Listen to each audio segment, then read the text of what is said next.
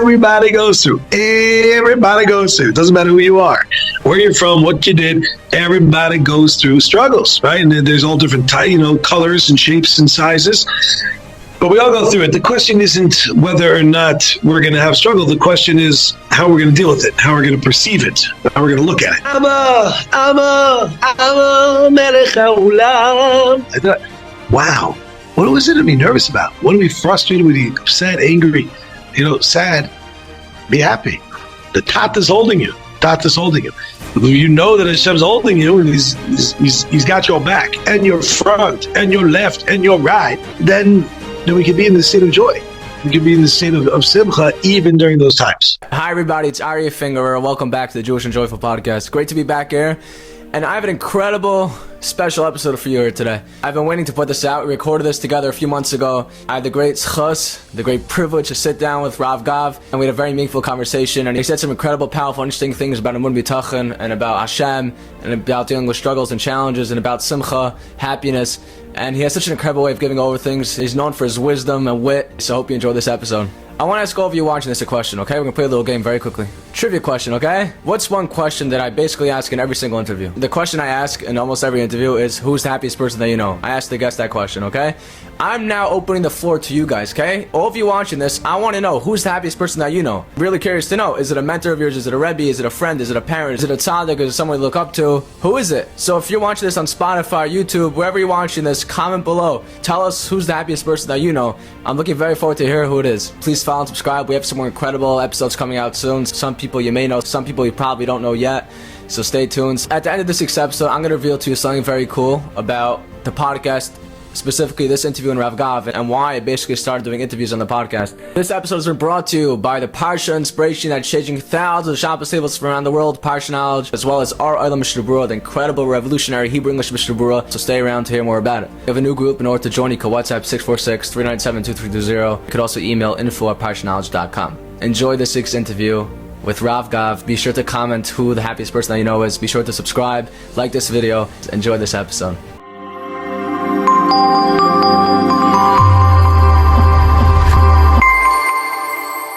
I'd like to welcome everybody back to the Jewish and Joyful Podcast. Baruch we got great feedback on our episode from a while ago with Rav Gav, and now we're back strong, stronger than ever. Got to just smile.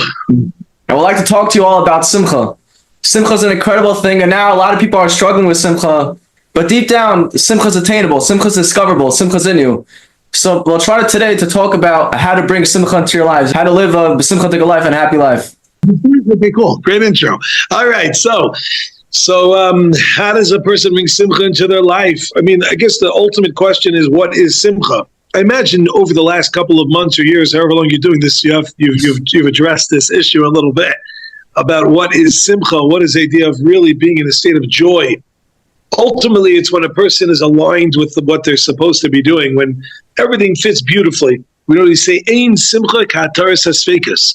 There's no greater joy than releasing doubt. When a person has clarity in life, when things are clear and they know what they're supposed to be doing, and not just knowing it, but they actually are living up to it, what is simcha that comes from that? What is simcha? But as you brought up, as you mentioned, it's challenging for many people, including myself. We all have challenges. As again, I imagine has been mentioned that the Vilna Gaon says that the most challenging mitzvah out there is the mitzvah of simcha. Spoke about that. Come on, you can't. There we go. Yeah. That's just a basic one right there. The challenge is to be in a state. They say it comes up by Sukkos. To be only happy, to be in a state of joy. That's quite challenging. There's a lot of things being thrown at us constantly. As a person stay joyful, even though they've got things being thrown at them all the time. A lot of different challenges and struggles that everybody goes through. Everybody goes through. Everybody goes through. It doesn't matter who you are, where you're from, what you did. Everybody goes through struggles, right? And there's all different colors and shapes and sizes. But we all go through it. The question isn't whether or not we're going to have struggle. The question is how we're going to deal with it, how we're going to perceive it, how we're going to look at it. So, tell you a little story. I went the other day with one of my children. We went rock climbing with one of my kids. And the way that it was set up is that you had this wall, This big wall. You have to climb up the wall. And the kid had a harness. And then there was, they attached themselves to this rope, which goes all the way up. There's like a loop. There's like a little bit of a, like on the very, very top, there's like a little metal thingamabob. I'm sure one of your listeners knows what it's called. And then the rope comes back down. And I had to wear a harness and then put the rope over there. And I was the one that every time a kid would go up, I would tighten the rope a little bit so that if they would fall, then they would just be hanging there based off, my holding onto the rope through this whole pulley system thing. So as my kids started going up, I would pull and tighten. They would go up, pull and tighten. They would go up. Went up like maybe about 50 meters. I don't know what that is. Like, how much is it? 150 feet, whatever. Let's just go up. It's like crazy. And at one point, the kid, like, how come you're not nervous? Like, you seem totally fine. I actually said it afterwards because they're up there. I'm like just yelling, go, take another step. Left foot in the hole, right hand on the little nozzle thing, right? Do your thing. Yeah. So, but they were totally chill. When they saw they were tired, I said, listen, just lean back, like relax, because, whatever. So then they made it to the very top. And the person like rings the bell, ding, ding, ding, ding. You make it to the top, and they come back down. After they said, were you nervous? You looked like totally chill. Why were you nervous? And they said to me, why would I be nervous? I knew you were holding me. So what's there to be nervous about? And I thought to myself right away, Abba, Melech Olam. I thought, wow, what was it to be nervous about? What are we frustrated with? You upset, angry, sad? Be happy. The Tat is holding you. If you know that Hashem's holding you, and he's got your back and your front and your left and your right, all over, up, down, right, left, all around here, then everywhere can be found. Then we could be in the state of joy. We could be in the state of simcha even during those times. I think it's the Baal Shem Tov, and he says the letter simcha. What's simcha? It says sim mayach. Sim mayach means where your thoughts are. So simcha is dependent on your perspective. Oh, sim mayach. Sim mayach. I've never heard that before. I never heard that. You got me. But what I did hear similar to that is the lashon of being bis simcha is osios machshava. Machshava. Right. So it's the same letter as machshava, which means the thought process. It's paying attention. So I guess that goes nicely with sim moach. You place your mind there, and you're in the state of machshav, and you're thinking it through. But we could be in a state of simcha. I'll tell you another ha'ara that I had that I was giving a class the other day, and this mamish matana mishamayim off and all in the middle of the class. Oh, right. Yeah, it is a matana. Everything's matana. Yeah. This particular matana was when I was in the middle of talking about the idea of the Gemara says in Brachos, "Kashem shemavarchan al tov, kach mavarchan al ra." That just like we make a bracha on good, we make a bracha on ra, on what's perceivably bad. Yeah, perceivably bad. I got it. Yeah. Now, what does that mean? And if you remember this year that I gave in the Halig organization called BJX, I don't know if you heard of it. Yeah. I got out to BJX. What? Brooklyn. I think I mentioned this idea, right? Did I mention this in the shir? Listen to this, though. Listen to this unbelievable idea. Just like you make a blessing on things that are good, so too you make a blessing on things that are bad. However, what does that mean? Kishem, just like they're different brachas. One is Baruch Hatov V'Meitiv, blessed the one who's good and bestows good. And the other one is Baruch Dayan Hamas, blessed is a truthful judge. So they're not the same. So the Gemara says it means besimcha. It has to be done besimcha. So you do it with joy. What do I mean to be doing with joy? Doing with joy. So not long ago, a week ago, I had a flood in my house. Not a flood. Pipe burst, whatever. It's an internal flood. It was I had a problem with one of my pipes. And the water was dripping in and going through the ceiling, whatever, a whole spiel. And I remember afterwards, I was giving a share somewhere. And I was talking about this idea. And I thought to myself, like, wow, Baruch Hashem, I'll be able to deal with it. Like, I'll deal with it, whatever, we'll work it out. But it's just a pain to deal with. I have to make phone calls. I have to call the plumber. I got to do this, and whatever I have to be doing, calling up and working out financially, insurances, this and whatever I could do. And I remember thinking to myself, as I'm speaking, I was like, I even said, I played the recording in the class that I left a message to the plumber saying, like, I don't know why I was zocheh, Baruch Hashem, to have like a leak. But it wasn't just a leak, it was a leak after a leak that just got fixed. So it was like, this is out of control. I remember thinking, like, it's just, it could be a kapara, it could be the greatest thing ever and all that jazz. But I was thinking, but it's still annoying to have to make the phone calls and have to deal with all this stuff, right? It's just annoying. But if we took the Gemara seriously, just like by tov, by good, we make a bracha, we do it by ra also. So think about the following. Imagine a person finds out that they won the lottery. They won millions and millions and millions of dollars. Millions and billions of dollars. I'm used to it as a kid. Like the New York lottery is like millions. Now it's billions, right? But imagine a guy you get the phone call, or you notice your numbers match up, and you just made $1 billion. What do you imagine a person's feeling at that moment?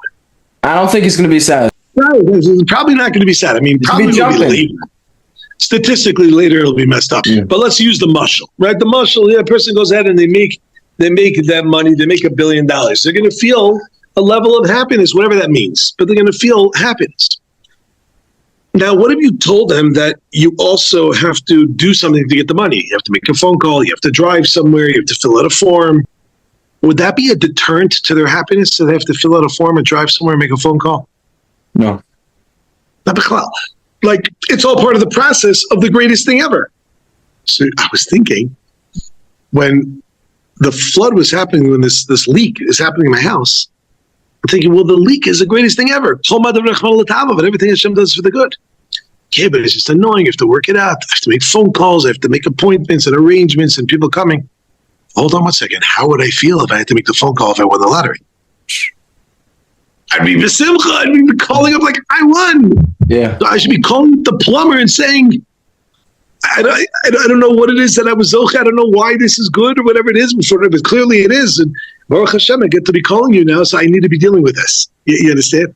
Incredible. That's like sim moach, right? That's like place your brain. Perspective.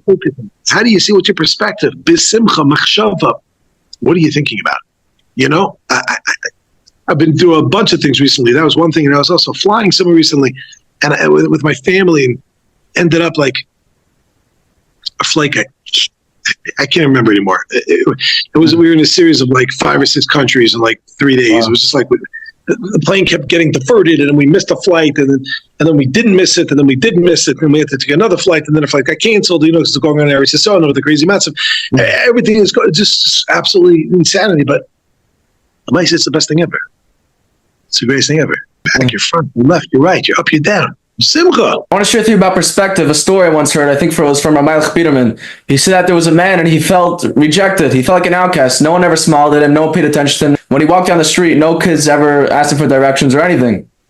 He didn't know what to do. So one day he's going through the newspaper and he saw an ad for a hat sale. There was a hat store near his house and they had a hat sale. So he decided, I have an old hat. It doesn't look so good on me. It's a little dusty. Very dusty, actually. Maybe this new hat, if I get a new hat, maybe it'll make me look better. And I have a different appearance, and maybe people will pay attention to me, So he went to the hat store, and he found the perfect hat, his dream hat. He put it on. He felt like $1 million. He looked like $1 million, $1 million. And he put on this hat, left the store. And when he went in the street, he saw people looking at him. Someone smiled at him. A kid asked him for directions.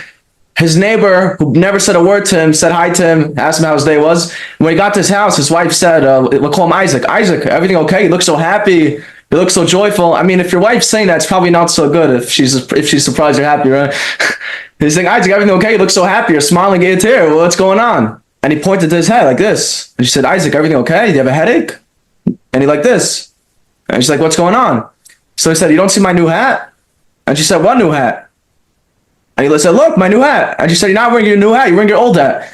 He looked in the mirror and he saw that she's right, like always. She saw she's right. Turns out he never put on the new hat. It was still in the bag. He's wearing his old hat. So what's up, shot? The pshat is, since he thought he's wearing his new hat, he had a different perspective, and he's walking around like this, he's smiling, and when that's his perspective, people reflect off that. So if you spread positivity, people be positive towards you. Very nice. Very nice. Beautiful, beautiful message. I never heard that before. Beautiful message. Right. I mean, again, it's a little bit of a different nukuda. You're talking about in terms of this is affecting other perspective. people. Right. You. Right, but it's perspective of other people. Here, this is a perspective about you and yourself. But very good. Yes, the way to connect with other people. But ultimately, it's about our own way of looking at things. It comes down to one thing. It really comes down to Kol Ma Da'avid Rachman L'Tav. Everything Hashem does is for the good. That's the bottom line, and that's the top line, and that's the middle line, and that's on the side of the line, and that's above the line and below the line. All of it is everything. That's it.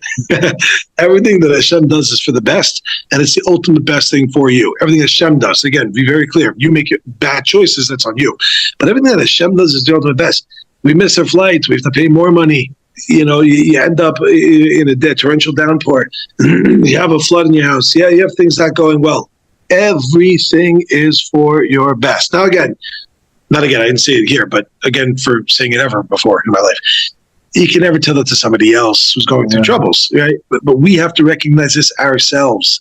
We have to recognize that everything Hashem does is the ultimate best, and that's a perspective, like you said. Sim Moach, beautiful idea. This is Baal Shem, you said, Baal Shem. I think so. I'll get back to you on that. I think so.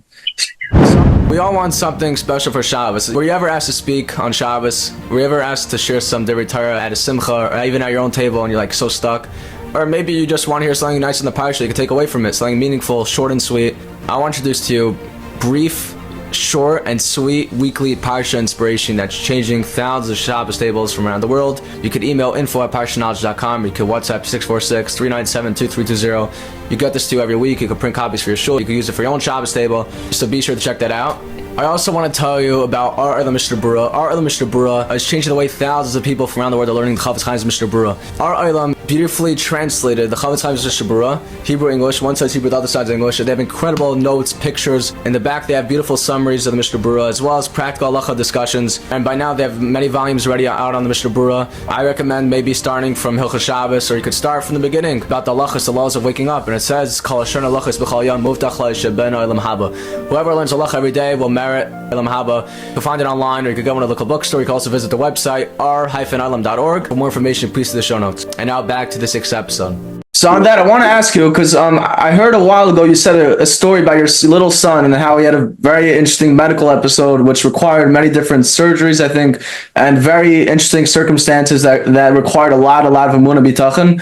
So if you're comfortable with sharing a little background, maybe saying over that story, and we could talk about how you got through those times running B'Simcha and realize you can't get through the whole story. The whole story is too long. I mean, tell them to watch it, but it's a meaningful minute. Years ago. Yeah. I don't know, 4 years ago. So you can get the link from you, I guess. Anyway, so you can just give us a little background on how you got through the whole thing, had emunah bitachon. Well, the short version of the story is the fact that Baruch Hashem, he was born with a particular medical situation they're dealing with called craniosynostosis. Not going through the whole situation, but basically he had to have a surgery, a few things going on. And thank the good Lord, alhamdulillah, inshallah, Baruch Hashem, everything's great. Everything's wonderful, he's great, he's beautiful, delicious boy. But at the time when we were thrown into the beginning of it, it was very, very challenging. It was a challenging time of just total darkness and confusion. That's the thing, because I'd never heard of this thing, craniosynostosis, never heard of that before. Didn't know what it was, didn't know what was going on, didn't know you had the medical stuff and all that jazz. It was just a very dark is a term I use because it was just a lack of information, a lack of knowing anything. So it just felt like thrown into this abyss of like, what now? And I mean, what helped me get through it is just many years of learning and teaching, really, learning and teaching ideas. And one of the things that came up is the short version of the story is I called a friend of mine because I know that he would know some sort of medical jargon, and he put me in touch with a doctor. And that doctor not only was willing to help me, but put so much time and effort into helping me because that doctor has been listening to my shiurim for the best bunch of years. Wow. And not only that, I sat with that doctor. We spent the Pesach together about, I don't remember, 5 or 10 years earlier. And everything is, I mean, you have to look at the share. It's an hour and a half share, I'm sure you remember, but it's like it just goes through Hashem set up the pieces in all the right ways. And it was just very reminiscent. And I remember speaking in a way which wasn't respectfully towards the story of Yosef Atzadik when he was being taken by his brothers and thrown in the pit. And then he was thrown in the pit, and they sold him to a bunch of merchants that were selling spices. And Chazal teach us that normally they sell neft, which is like a type of bad-smelling oil. Yeah. But then they were carrying with them fragrant spices. And Chazal say that Hashem was sending a message to Yosef. Even though you're going through a hard time, you should just know I'm with you. These are the spices. Now, I was giving a shir about 2 weeks before this whole situation happened, and I said, what kind of silly thing is that? You know, like, you're going to Gehenna, you're literally thrown in a pit with snakes and scorpions by your own family. You're sold to a bunch of Arabs passing through town. But don't worry, because you have Old Spice. You smell good. What is that? Then fast forward, I went through the situation. And then when I called my friend, this doctor, my friend, and he called the other doctor, and everything came out like, oh my gosh, not only does he know me, he wants to help me, and he hooked me up with some surgeons. He lives in America, but he's hooked up surgeons in Eretz Yisrael. I live in Eretz Yisrael. So he hooked up surgeons in Eretz Yisrael and the whole thing. I was like, wow. I told him, you know, you are my spices. We're not even out of the situation. But we're still in this situation. We have to deal with the medical and the doctors and the surgeries and the follow-up and the whole thing. However, the craziest thing is that I could feel that Hashem's with me. Wow. If we would look and see that, that would change everything. And that goes back to the original point. The original point of you're strapped in, you're harnessed in, you know, you're roped up, you're good. Hashem's holding you.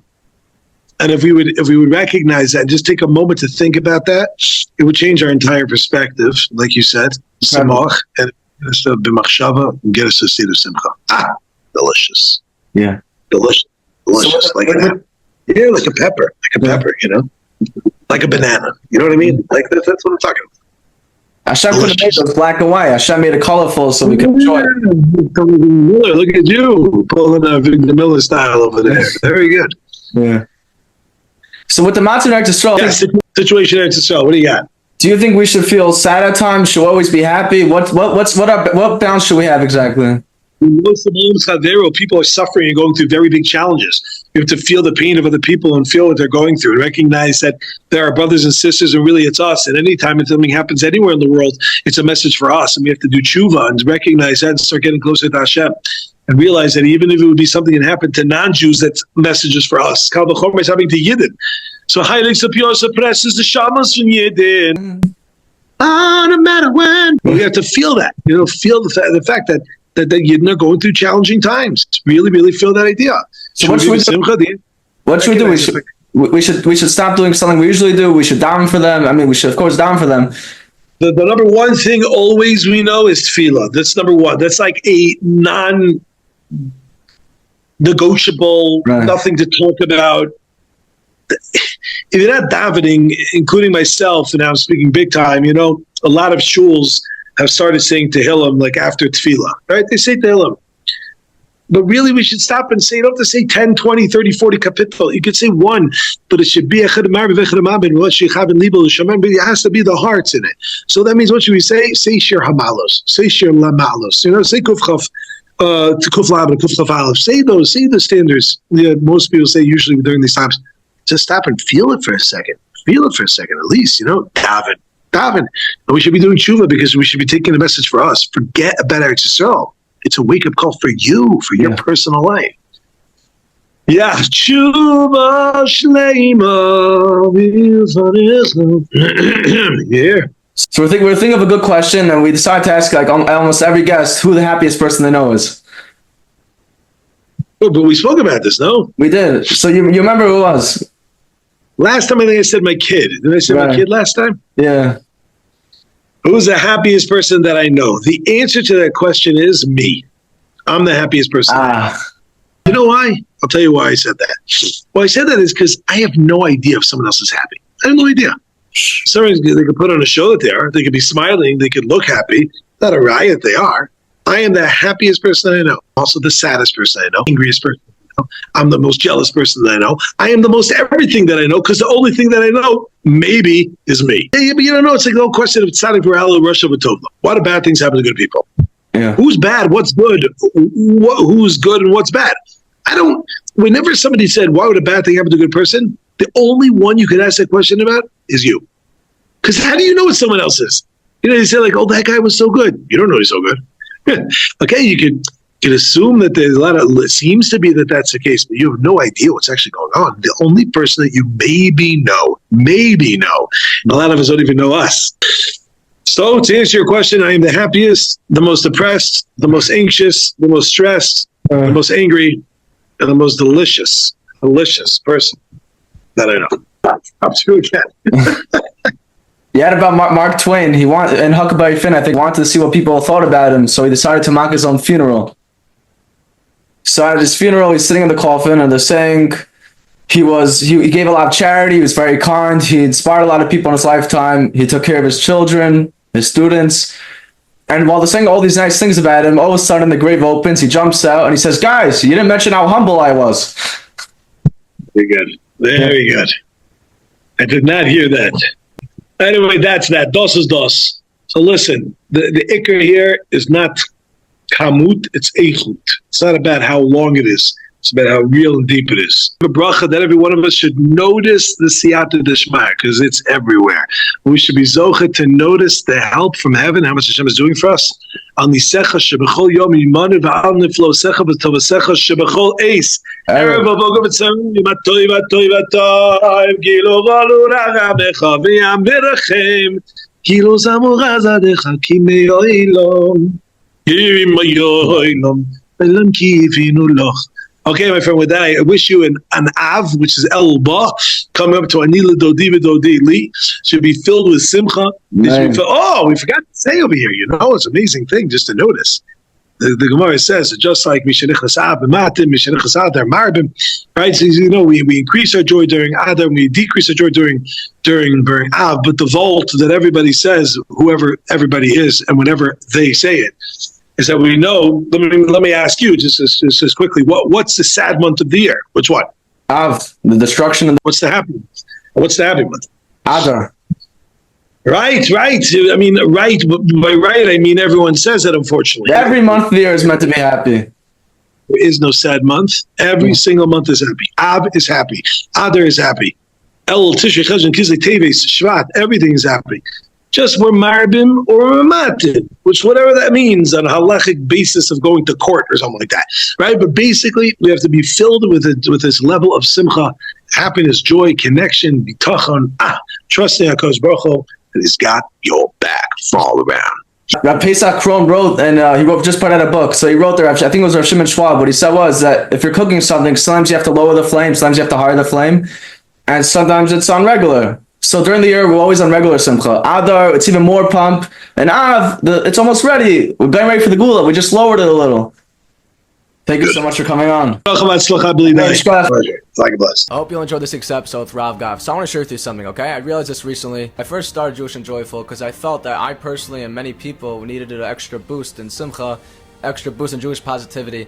And when I was first starting to do this, I reached out to different rabbis, speakers. My plan initially was to basically just do clips of different rabbanim, speakers, and they should talk about simcha and happiness. And then I spoke to Rav Gav. I called Rav Gav. I remember it was at the end of the summer.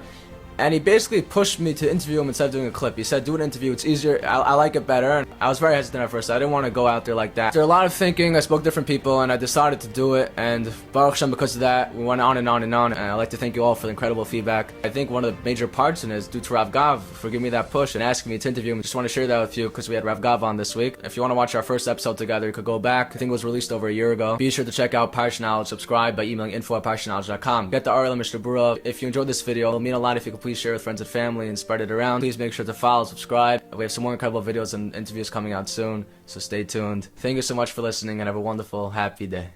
Jewish and joyful, Jewish and joyful. That's what you need to be a happy Yid. Joyous and joyful, Jewish and joyous. That's it. Those are the ingredients.